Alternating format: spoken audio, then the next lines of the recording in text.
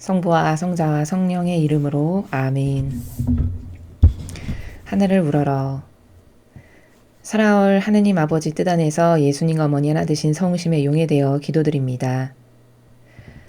살아올 예수님과 어머니, 오늘도 두 분의 가르침과 정신과 모범이 저희들의 것이 될 수 있도록 두 분의 하나 되신 성심에 저희들의 내적이고 외적인 모든 것을 봉헌드립니다. 부디 예수님과 어머니의 충직한 종이 될 수 있도록 축복하여 주시옵소서. 또한 두 분의 내적인 모든 것이 아버지의 성심으로 가득 채우셨던 것처럼 저희들의 내적인 모든 정신과 마음과 생각, 이 모든 것을 아버지의 성심으로 가득 채워주시옵소서. 그래서 충직한 종이 될 수 있도록 축복하여 주시옵소서. 또한 대한민국과 미국을 예수님과 어머니 하나 되신 성심을 통해 아버지 뜻에 봉헌드리오니 사랑하는 아버지, 저희들은 이 마귀와의 치열한 영적 전쟁에서 반드시 아버지께서 승리하실 것을 믿습니다.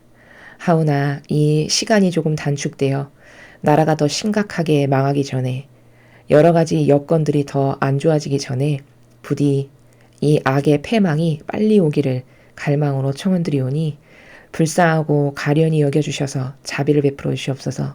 또한 트럼프 대통령과 그를 돕고 협력하는 선의 세력을 끊임없이 예수님과 어머니 하나 되신 성심을 통해 아버지의 뜻에 봉헌드리오니 그 아들을 통하여 또 그 선의 세력을 통하여 아버지 이 싸움에서 완벽하게 아버지의 뜻을 거스르는 마귀 세력을 패망시켜 주시고 멸망시켜 주셔서 다시는 이 지상에서 발붙이지 못하도록 완전히 없애버려 주시옵소서.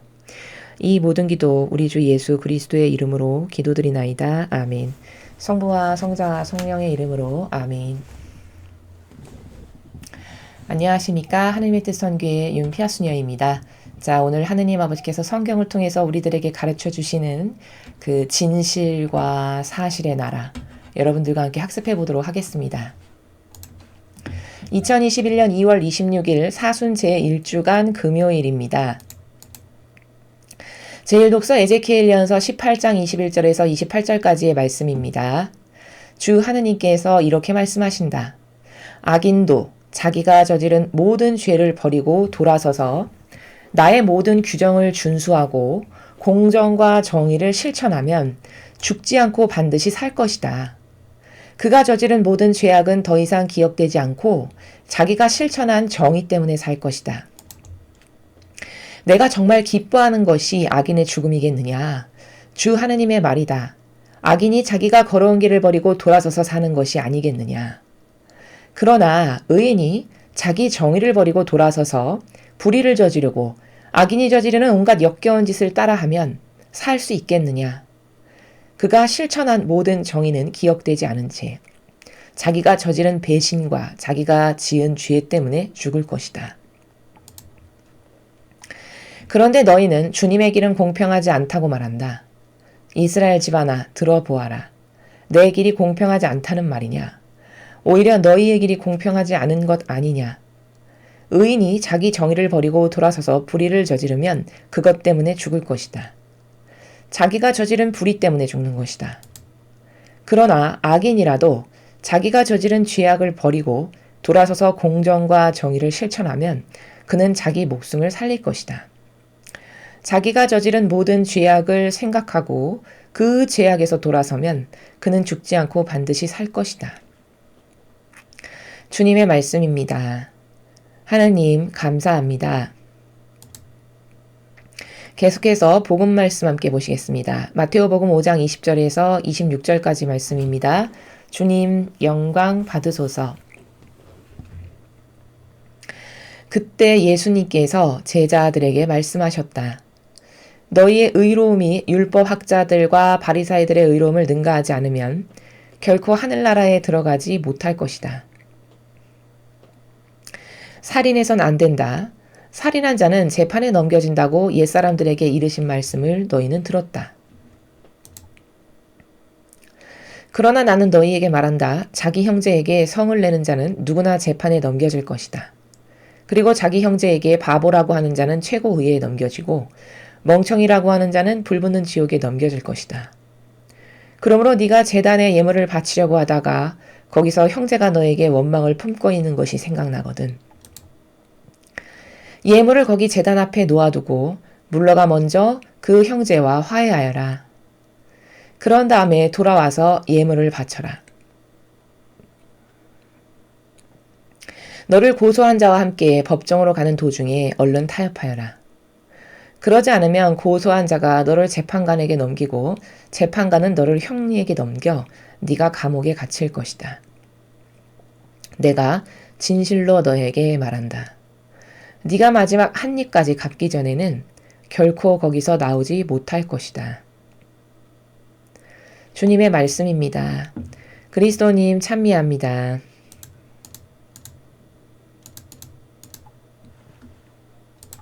자, 오늘 1독서 에제키엘서의 핵심은 뭐냐 하면 공정과 정의입니다. 공정과 정의. 특히 하느님의 일꾼이다. 그러면 공정과 정의가 반드시 있어야 됩니다. 사실은 하느님의 일꾼이다 하면 공정과 정의를 실천하는 사람입니다. 그게 직분이고 그게 책임입니다. 그럼 무엇에 근거한 공정과 정의인가? 당연히 진리. 우리가 맨날 신적 질서라고 배우는 하느님 아버지께서 이 성경을 통해서 주시는 그 법칙들, 원리들 있죠. 그것에 근거하여 그 기준과 정신에 반하는 무엇인가가 있을 때 아닌 것을 아니오라고 말하고 또 자기 자신을 수신할 때 그 정직성이 나는 이 질서에 지금 반하고 있네. 이것을 회개해야지 잘못했네. 이런 올바른 양심과 정신으로 자기를 매일 성찰할 줄 아는 것, 이게 공정과 정의를 실천하는 삶입니다. 그래서 이 일독서에서는 하느님께서 아무리 악했다가도 회개하고 뉘우쳤어요. 그래서 공정과 정의를 실천하면 그런 반드시 산다. 이렇게 중요한 겁니다. 공정과 정의가. 혹은 거꾸로 여태까지 잘 살았는데 어느 날 변질이 됐어요. 변덕이 들어와서. 그래서 변질이 돼서 공정과 정의를 다 내팽개치고 불의로 살아. 그럼 넌 반드시 죽는다. 이게 후미에 나오죠. 공정과 정의라는 것은 이 정도로 중요한 겁니다.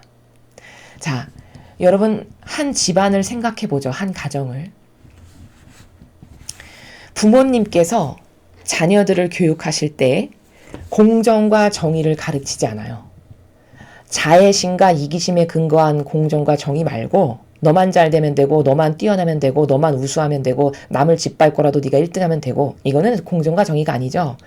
이런 선이라고 하는 아버지가 정의하신 선, 이 진리, 참된 진실과 사실에 근거하여 공정과 정의를 가정교육으로 가르쳐서 자녀에게 그 속성과 사고방식과 정신, 마음의 그런 공정과 정의가 있어요. 이러면 그 가문은 성공하는 가문이 됩니다. 그러나 공정과 정의를 부모님께서 가르치질 않았어요. 어떤 게 하나님 보시기에 옳은 거고 어떤 게 하나님 보시기에 축복받을 사고방식이고 정신이고 하나님이 어떤 것을 옳다 하시는지를 가르치지 않아서 공정과 정의가 아예 없어요. 그런 사람은 정직도 없습니다. 공정과 정의는 정직하고도 같은 개념이에요. 자기 자신을 올바르게 이 하느님 주신 기준으로 살펴봐서 이건 아니야, 틀렸어, 잘못됐어, 하느님이 원치 않으시는 거고 이런 진실과 진리에 반하는 거야 하고 성찰할 줄 아는 게 이게 정직이죠. 즉 공정과 정의에 근거한 거잖아요.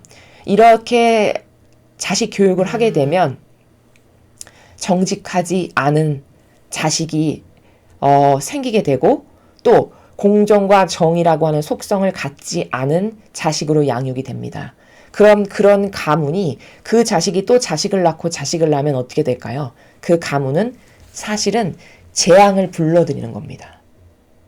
또 공정과 정의가 없는 사위를 얻었어요. 혹은 공정과 정의라는 속성이 없는 며느리를 얻었습니다. 그럼 역시 마찬가지로 그 집안에 재앙을 불러들이는 결과입니다. 왜? 거기는 올바른 것이라고는 찾아볼 수가 없을 거니까요. 거기는 바른 양심이라는 것은 찾아볼 수가 없을 거니까요. 거긴 정직하다라는 것은 찾아볼 수 없는 가문이 되겠죠. 그러니 재앙을 불러들인 겁니다. 이 정도로 공정과 정의는 중요한 겁니다. 자, 같은 개념을 나라로 확장시켜 보겠습니다. 한 나라의 대통령이라고 하는 지도자라고 하는 사람에게 공정과 정의가 없어요. 그 나라가 올바르게 유지되고 존속 발전될까요? 여러분, 우리나라의 모 법무부 장관이 자신의 페이스북에 뭐 연못에는 가재도 있고 개도 있고 뭐 붕어도 있고 뭐 뭐도 있고 뭐도 있고 다 이런 거다. 다 조화롭게 이렇게 어울려서 살아야 되는 것이지. 이런 글을 올렸습니다. 그러면 정작 자신이 그렇게 쓴 글에 근거하여 자기가 정직하게 사느냐? 그렇게 글을 쓴 장본인이 자기 딸은 시험 한번 보지 않고 의사가 되는 이 길을 선택해서 가고 있는 것이 다 드러났죠. 그럼 이게 정직한 겁니까? 정직하지 않죠. 그 본인이 공정과 정의를 실천하는 사람입니까? 그렇지 않습니다. 완전 겉가속이다는 위선자인 게 세상에 명명백백히 낱낱이 다 드러났죠. 그런데 그런 사람이 법무부 장관입니다. 한 나라에. 그러니까 나라 꼴이, 나라의 현실이 퇴보하고 후퇴하고 후진국으로 가는 거죠. 대통령도 마찬가지입니다. 왜 트럼프 대통령을 하느님께서는 옳다고 보시는가?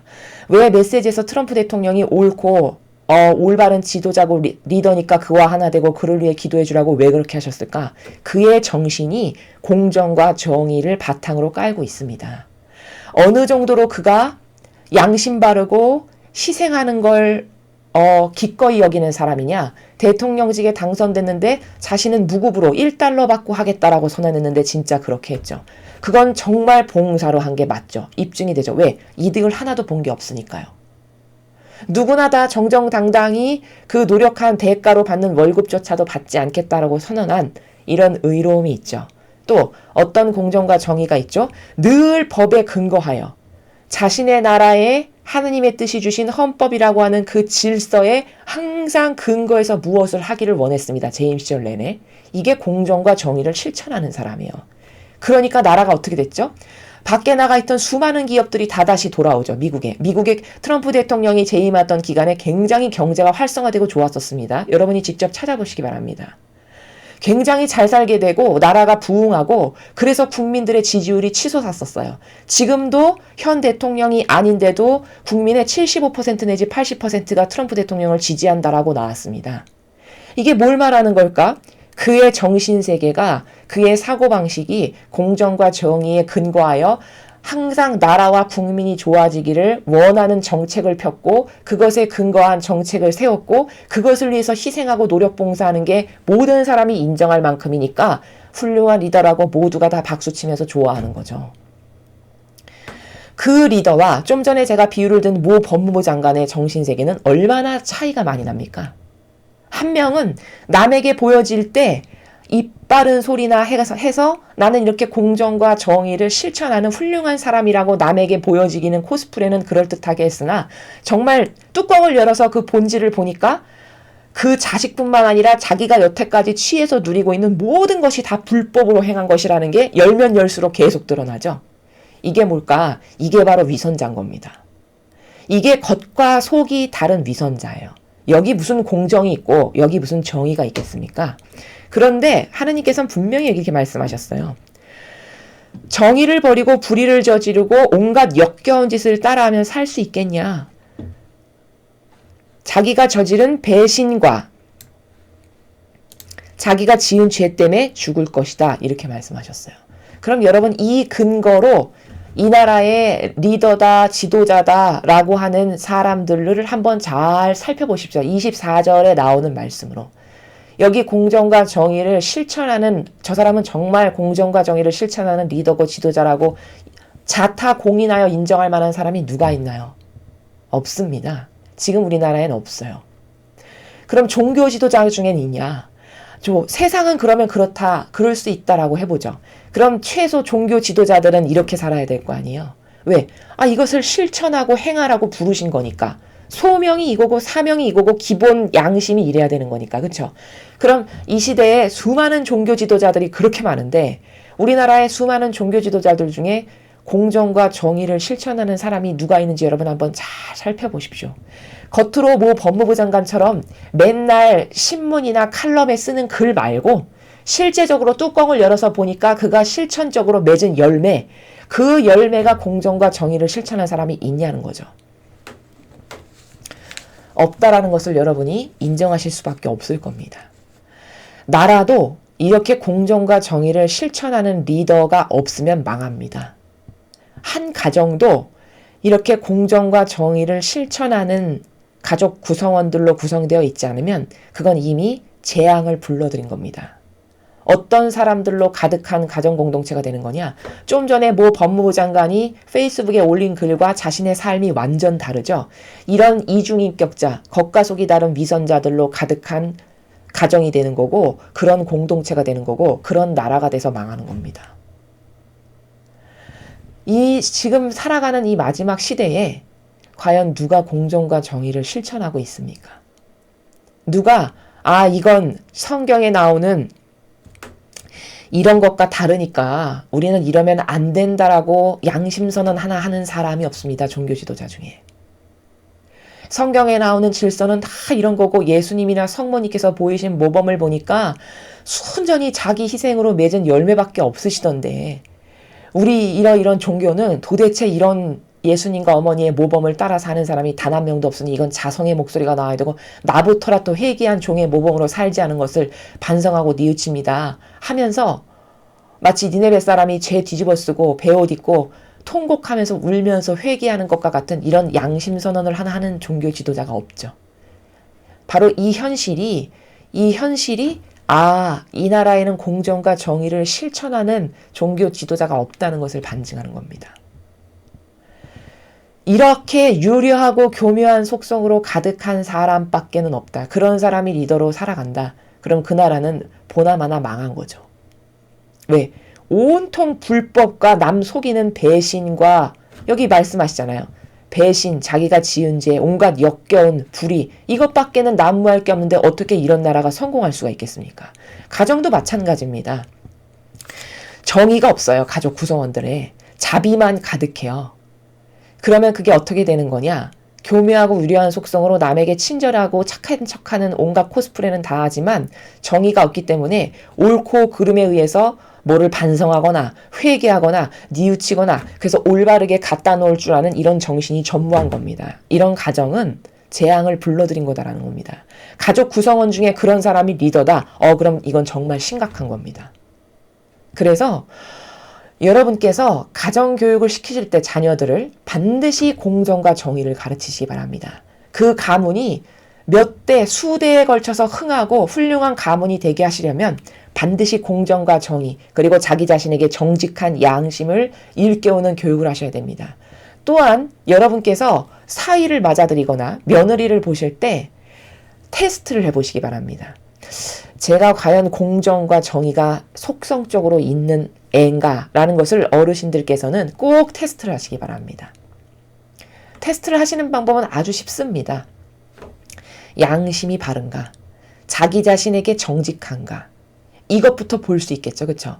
그리고 정의가 있다는 건 뭘까요? 어른에게 올바르게 예의 바르고 또 예와 아니오를 똑바로 할 수 있는 이런 분간을 할 수 있는 정신이 있는가? 이런 몇 가지를 보시면 저 사람이 공정과 정의를 속성으로 갖고 있는지 아닌지를 금방 알 수 있습니다. 그런데 만약에 공정과 정의가 없고 유려한 마귀적 속성만 갖고 있는 사람이잖아요. 그러면 여러분께서 그런 사람의 유형의 특징이 보통 겉으로 모든 표양이 착하고 부드럽고 상냥하고 친절하고 아주 사랑 가득한 말만 나오고 이렇습니다. 겉의 표양은. 근데 그 속을 보면 아까 모 법무부 장관처럼 겉과 속이 다른 것을 여러분이 몇 번만 이렇게 보면 금방 테스트해서 확인하실 수 있다는 겁니다. 겉이 보통 유려한 것이 마귀가 가지고 있는 특징적 속성입니다. 그러나 정의로 무장된 사람은 겉이 좀 투박해요. 그 가지고 있는 정의 때문에. 그런 어떤 특징적인 요소가 있다는 것을 여러분께서 아시고 가정교육을 시키시거나 혹은 나의 집에 어떤 며느리나 사위를 맞아들여야 되는 중차대한 일이 있거나 이럴 때는 반드시 그런 속성적 테스트를 해서 공정과 정의가 있는 그런 며느리, 그런 사위를 여러분께서 맞으실 수 있는 이런 안목이 있으셔야 된다는 겁니다. 그렇지 않으면 재앙을 불러들이는 것과 같다. 이것이 오늘 이 일독서에서 여러분께 드리고 싶은 말씀입니다. 여러분, 그 이스라엘 백성이 왜 망했죠? 공정과 정의가 없어서입니다. 그러니까 여기 이렇게 말씀하시죠. 이스라엘 백성이 감히 하느님께 이렇게 말한다는 거예요. 주님의 길은 공평하지 않다. 이렇게 말을 한다는 거예요. 아니 이스라엘 집안아 들어보아라. 내 길이 공평하지 않단 말이냐? 오히려 너의 길이 공평하지 않은 거 아니고 이렇게 말씀하시죠. 그러니까 공정과 정의가 없는 사람은 여기 25절에 나타나는 것처럼 양심이 없어요.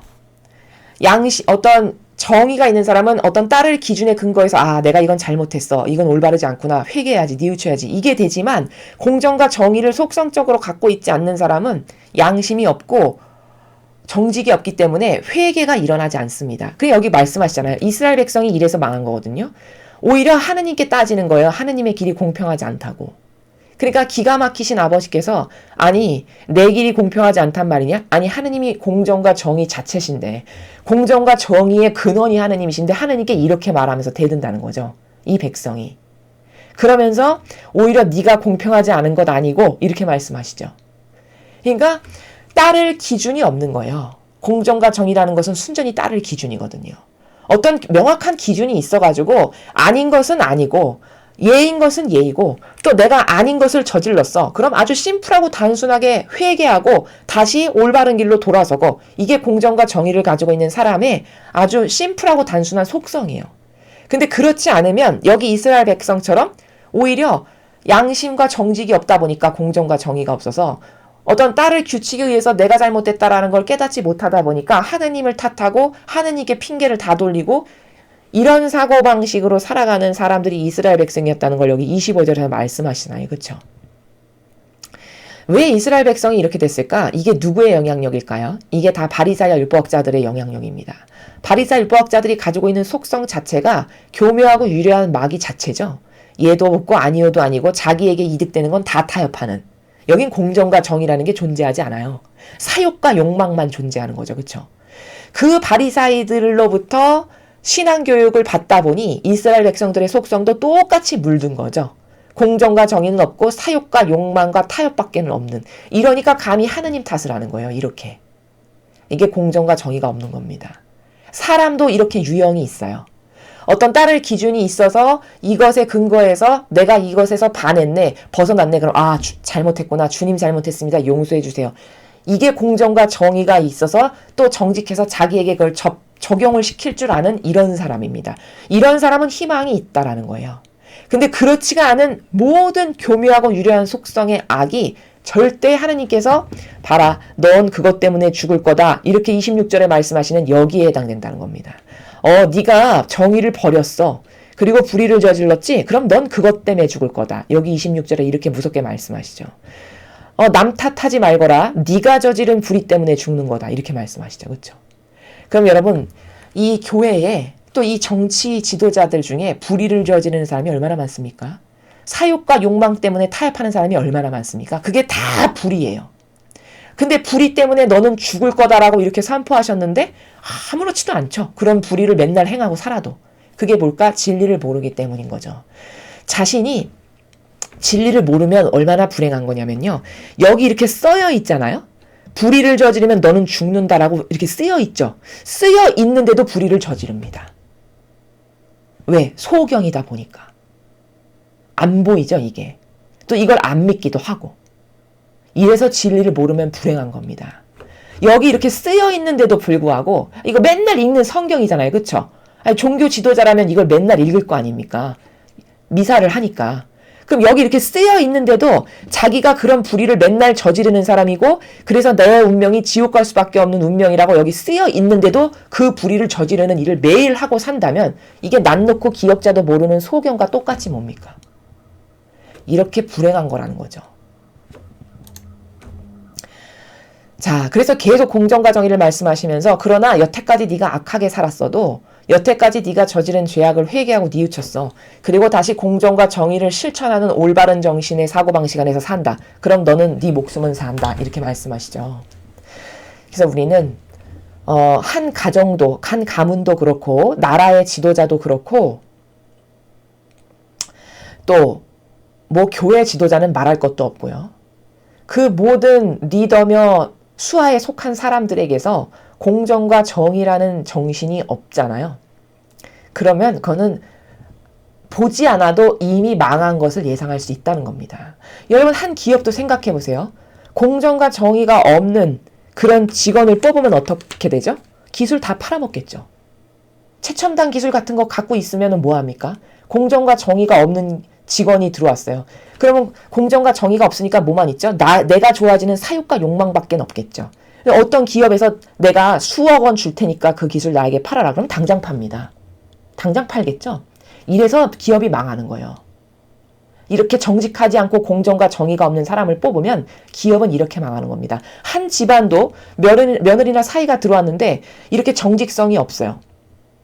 그럼 거기서 어른을 공경할 줄 알까요? 올바른 예의범절을 지킬 줄 알까요? 아니면 옳고 그름을 똑바로 분별해서 예와 아니오를 할 줄 알까요? 그런 거 하나도 없습니다. 그저 자기 기분 좋고 내 기호에 맞고 내 정서에 맞으면 무조건 오케이. 그러나 내 정서에 안 맞아. 그럼 무조건 배척하고. 옳고 그름은 중요치 않고. 이렇게 되는 거라는 거죠. 이래서 모든 단체가 크게는 국가부터 작게는 가정공동체 이르기까지 이런 공정과 정의를 속성으로 교육시켜서 갖게 하지 못하면 혹은 이런 속성이 없는 직원을 뽑거나 그런 가족 구성원이 있으면 그건 재앙을 불러들이는 일이다. 라는 것을 여러분이 꼭 명심하시기 바랍니다. 자, 오늘 복음도 약간 다른 관점이긴 한데 여기서 강조하시는 거는 의로움이에요. 그쵸? 의로움입니다. 그럼 의로움이 뭐냐? 이거는 희생이 전제된 거죠. 의로움이라는 건 속성이. 예수님의 의로움, 성모님의 의로움을 보십시오. 일평생이 온통 희생이셨어요. 거룩한 사랑에 근거한 희생. 왜? 아버지를 사랑하니까 아버지께서 원하시는 것이라면 그것이 무엇이건 어떤 희생도 마다하지 않고 오히려 영예로 여기시는 이런 의로움이었단 말이죠. 그래서 예수님은 지금 제자들에게 의로움을 가르치고 계세요. 만약에 니들이 율법학자나 바리사이들이 갖고 있는 의로움을 능가하지 못하면 그럼 결코 하늘나라 못 간다. 이 말은 뭐죠? 율법학자와 바리사이들은 사실은 이렇게 말씀하셨지만 이 의로움이 없다는 말씀입니다. 왜? 하늘나라 못 간다 하셨으니까. 이들은 이미 하늘나라 못 간다라는 거예요. 사실은 이 내포적인 의미가. 그쵸? 자, 그런데 이 의로움이 아까 1독서에서 말씀드린 것과 똑같은 관점에서 약간 확장을 시키면 앞에는 공정과 정의를 말씀드렸죠. 이 의로움도 굉장히 중요한 속성 중에 하나인데 의로움을 가지고 있는 리더, 그런 리더가 CEO가 되고 그런 의로움이 가지고 있는 사람들로 가득한 직원을 뽑은 어떤 회사가 있다. 어떤 기업이 있다. 생각해보죠. 그 회사는 가만히 놔둬도 잘 될 겁니다. 몇 년 지나지 않아서 탑에 링크될 회사가 될 거예요. 왜일까요? 서로가 희생을 할 테니까. 그쵸? 서로가 회사가 좋아지기 위한 일이라면 무엇이든지 희생하는 걸 마다하지 않을 테니까 당연히 좋은 회사가 될 수밖에 없죠. 그러니까 회사의 리더나 CEO 분들께서는 먼저 자기가 의로움으로 살아야 되는 건 기본이고 직원을 뽑으실 때 그런 의로움의 희생정신이 있는 직원들을 뽑으셔야 됩니다. 그 의로움과 희생정신이 있는, 예를 들어 주인의식으로 내 회사를 내 것처럼 여기면서 살아가는 그런 직원 10명이 있는 회사다. 그럼 10명이 다 각자의 위치에서 어떻게 해서든지 회사가 좋아지고 이윤이 많이 남는 것을 희생으로 하는 걸 영예로 여기겠죠. 이런 회사 발전하지 말라고 해도 몇 년 있으면 업계 1위 되겠죠. 이렇게 속성이 중요한 겁니다. 사람 안에 무슨 속성이 있냐는 걸 이렇게 중요한 거예요. 그런 직원을 뽑은 회사는 당연히 성공할 수밖에 없습니다. 근데 정반대로 의로움이 없어요. 없으면 사욕과 욕망밖에 없겠죠. 내가 좋아지는 것밖에 없고. 그럼 그런 직원들로 가득한 회사라고 생각해보죠. 어떻게 해서든지 조금 일하고 어떻게 해서든지 시간 수당 많이 있다고 어떻게 해서든지 사장님 없을 때는 막 놀고 조금이라도 좀 덜 일하려고 머리 쓰고 이런 직원들이 10명이 가득하다고 생각해보십시오. 그 회사 가만히 놔둬도 망하겠죠. 가만히 놔둬도 망합니다. 몇 년 못 가요. 그런 직원으로 가득하면. 이런 속성 하나가 그럼 얼마나 중요할까? 의로움 있는 사람은 주인 정신으로 희생합니다. 내 거라고 생각해서 내 거를 돌보는 마음으로 열심히 할 수밖에 없어요. 의로움 있는 사람은.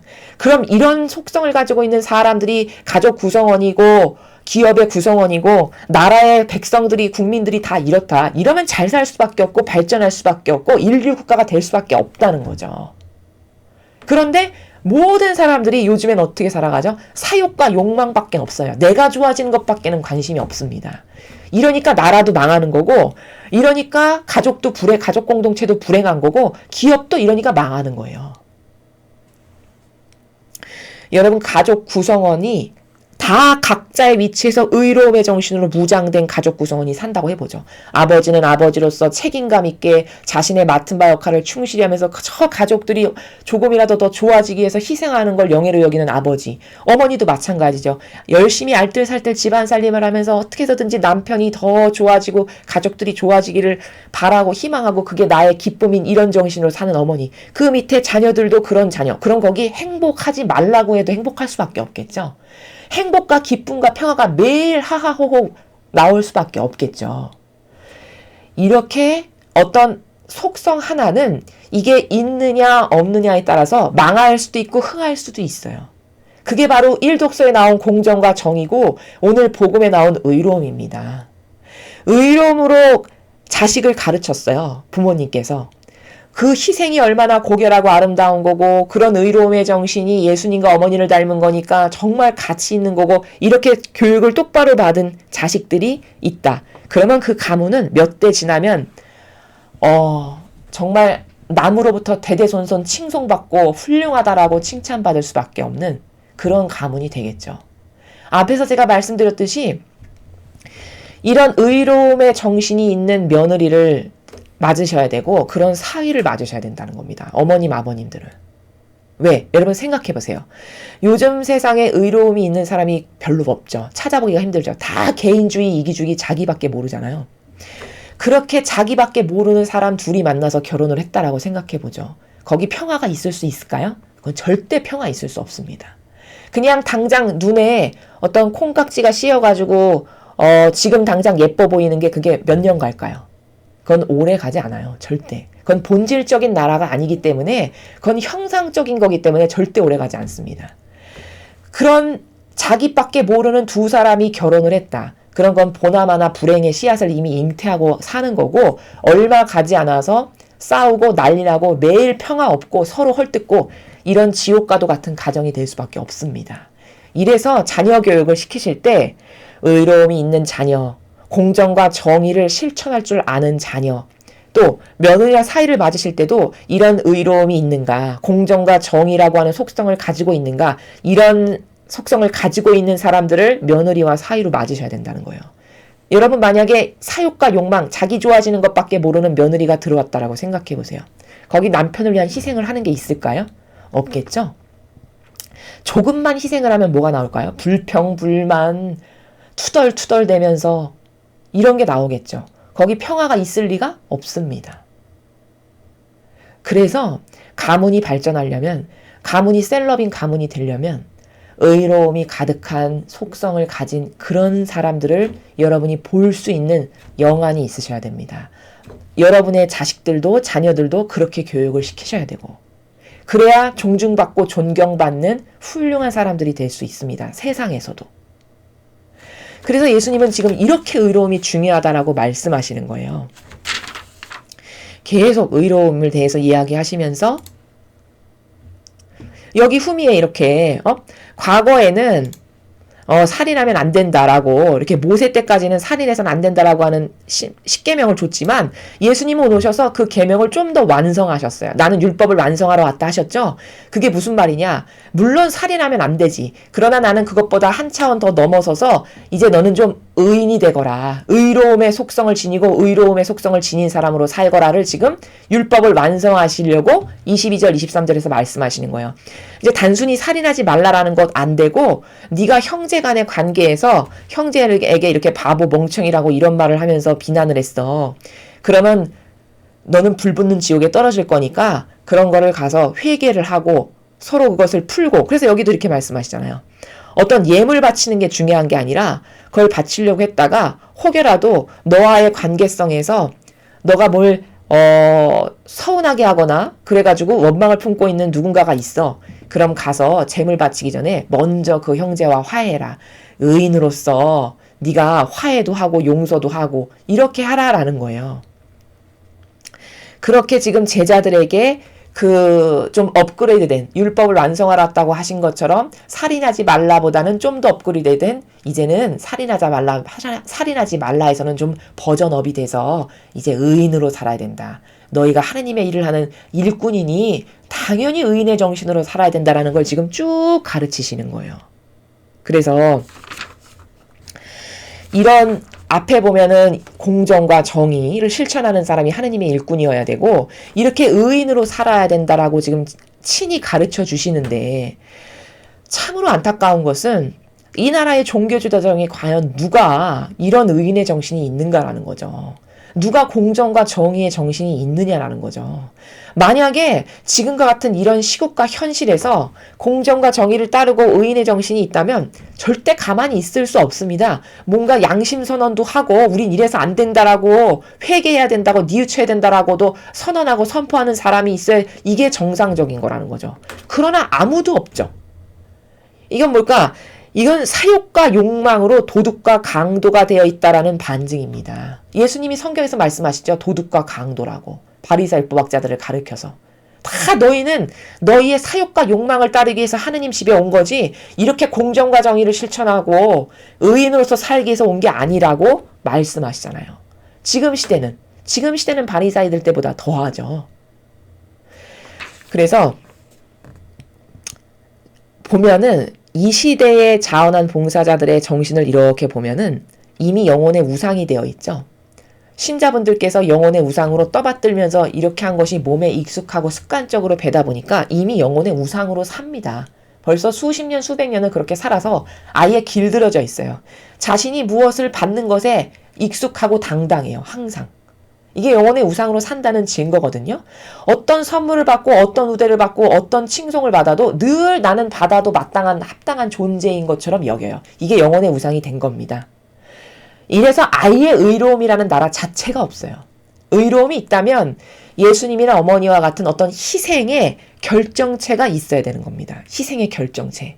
그러나 그런 것이 전혀 보이지 않는다는 것은 그들이 가지고 있는 사욕과 욕망 때문에 이미 변질될 대로 변질된 도둑과 강도들이다.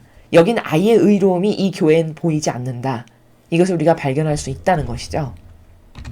그래서 이제 지금 시대에는 이런 공정과 정의, 의인의 정신으로 무장된 사람을 찾아보기가 굉장히 힘듭니다. 여러분도 다 느끼시겠지만. 그래서 하느님 아버지께서 그토록 올바른 속성을 지닌 트럼프 대통령을 칭찬하시고 훌륭하다라고 하시고 그를 위해 기도하라고 한동안 메시지에서 말씀하신 거예요. 그에게 그런 정신이 있다 보니까. 자, 이런 사욕과 욕망밖에는 없는, 그런데 마치 착한 척 코스프레에서 남까지 속이는 이런 역겨운 겉과 속이 다른 리더들로 가득한 세상이 지금 됐잖아요. 그리고 그런 딥스테이트들이 이미 전 세계 모든 영역에서 지배자의 역할을 하고 살아온 지가 수백 년이 넘었습니다. 그것을 지금 맞서 싸우고 있는 선의 세력들이 그걸 하나하나 부수고 있는 중인 거죠. 우리도 그것이 더 빨리 부수어져서 이제 이런 속성으로 무장된 훌륭한 리더들 있죠. 공정과 정의와 의인의 정신, 예수님과 어머니께서 속성적으로 가지고 계신 훌륭한 속성들, 그런 것으로 무장된 사람들이 빨리 이 나라의 지도자, 리더, 대통령이 돼야 되고, 그런 사람들이 전 세계에 중요한 위치마다 그런 사람들이 리더가 될 수 있도록 해달라고 기도를 많이 드려야 됩니다. 빨리 처리가 돼야 돼요. 빨리 이런 사욕과 욕망으로 가득한 도둑과 강도들을 아버지께서 이제 그 위치에서 끌어내리실 수 있도록 더 빨리 우리가 많은 기도로 갈망으로 청원드려야 하겠습니다. 이상으로 2021년 2월 26일 사순 제1주간 금요일 복음해설을 마치겠습니다. 감사합니다.